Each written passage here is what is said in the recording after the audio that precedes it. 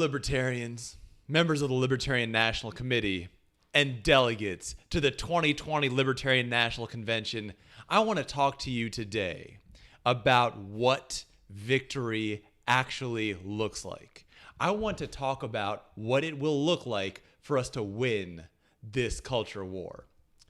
Imagine for a moment that someone told you that they were going to join a government task force to crack down on homosexuality.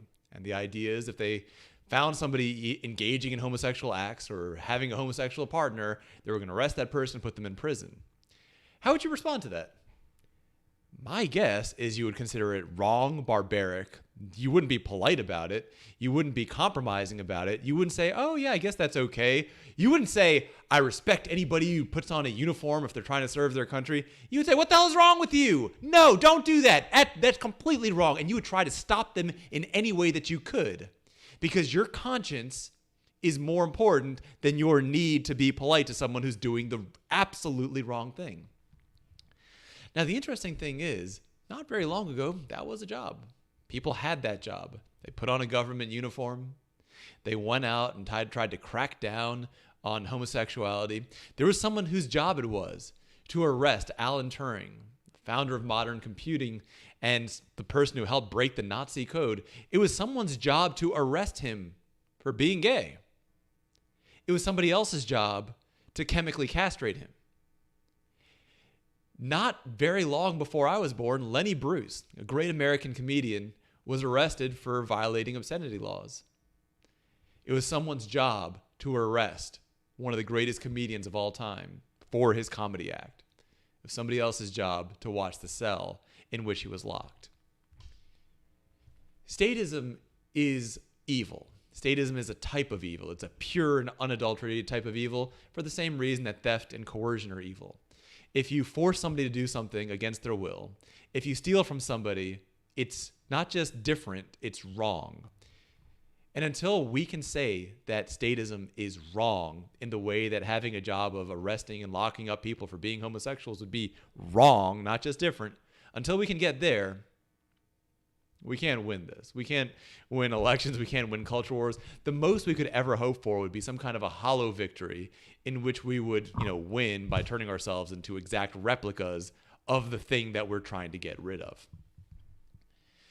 These changes, these cultural changes, began in a very different place from where they ended. That's what change looks like. For example, at one point, it was considered illegal and immoral to be gay. Today, it's considered morally disgusting and socially abhorrent to arrest people for being gay. If we saw somebody doing that today, we'd have a problem with it. And that's the kind of change, the kind of culture change we need to fight for with today's statist views.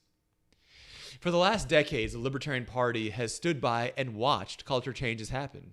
I wish that I could say we were the ones who caused those cultural changes, that we helped legalize marijuana, that we made gay marriage legal.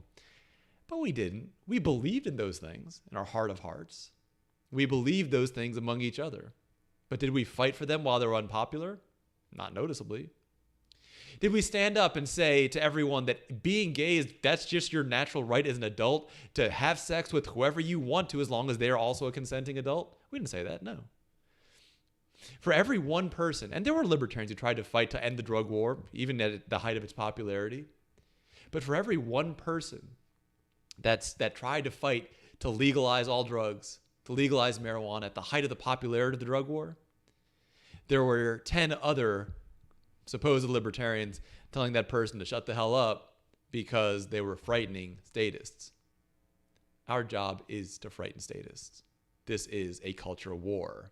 And the idea of a war is you're trying to beat the other side, not pander to the other side. Now, today, the state still has its sacred cows, and they're still doing all kinds of evil. The people who are running, using, or working at government schools are doing evil. They are stealing to damage people's education. They're locking people up into basically a prison with desks, stealing money to fund it, and replacing education with a mix of garbage and propaganda. The people today who are enlisting in the military are doing damage. They're not endorsing the foreign policy of the United States or condoning it. They are carrying it out. They are the foreign policy. Without them carrying it out, it would just be guys in a room saying, hey, go attack Iraq, and nothing would happen. The sacred cows of the state cannot be kept sacred by us if we want to smash the state, if we want to end statism, if we want to shatter the status quo. I'm not running for some alternative type of statism. I'm not running to find some way to make libertarianism so vague that statists can't oppose it. I'm not here to talk about state rights or county rights. I'm talking about ending all levels of government. I'm not running to find some way to make libertarianism so obscure and incomprehensible to the average person that by the time they expend enough brain calories to figure out what it is that we're about, they've long since given up and lost interest. I'm not trying to create a safe space for you guys. I'm not trying to hide libertarianism to make your social lives easier. I'm going to put forth, if I'm your nominee, and honestly, even if I'm not your nominee, but definitely if I'm your nominee, I will put forth what libertarianism actually means to them. In libertarianism, government schools are unacceptable. So are charter schools, so are voucher schools, so is any form of government-funded education. That's libertarianism. And I will put forth that idea boldly and fight for it with every fiber of my being. Libertarianism means that we do not ever get involved in somebody else's civil war. That means Israel is Israel's own problem. France is France's own problem. Saudi Arabia is Saudi Arabia's problem. If I'm president, I'm going to bring the troops home on the first day. Shut down foreign military bases, give people early honorable discharges, and let people get out of government work completely. You guys might remember from history class the story of Abigail Adams, who wrote a letter to her husband, John Adams, asking him to remember the ladies. Abigail Adams, the first lady, and this was before the United States even existed, she got in there early, and she kept fighting for it. You know that somebody who writes a letter about a topic to her husband probably also says something about it at some times. Now, those words weren't recorded, but the letter at least was.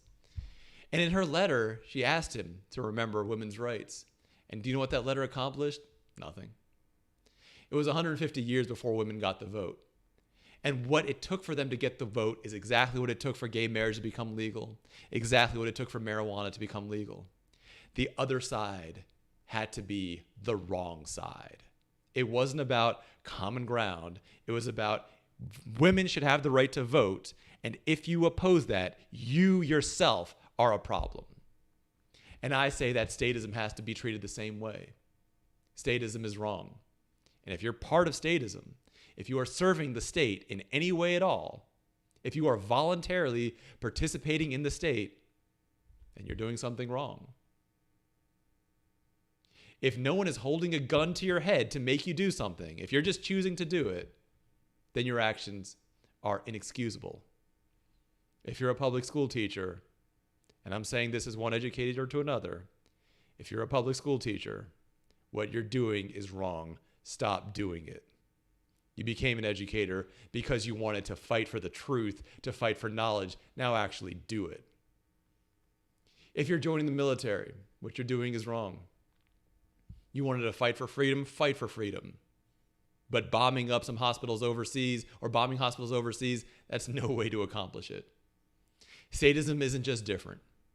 Statism is wrong.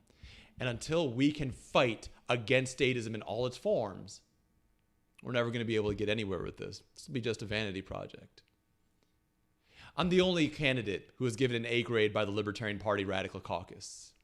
And I want there to be at least one truly radical voice. Not one that's going to obfuscate, not one that's going to hide behind vagaries or jokes, not one who's going to find some polite way to make libertarianism seem inoffensive, but one who's going to fight for true libertarianism and voluntarism boldly, unapologetically, as I've done for the last 3 years, as I've done inside the Libertarian Party, and as I've done on major and minor media, not just in the United States, but across the entire world.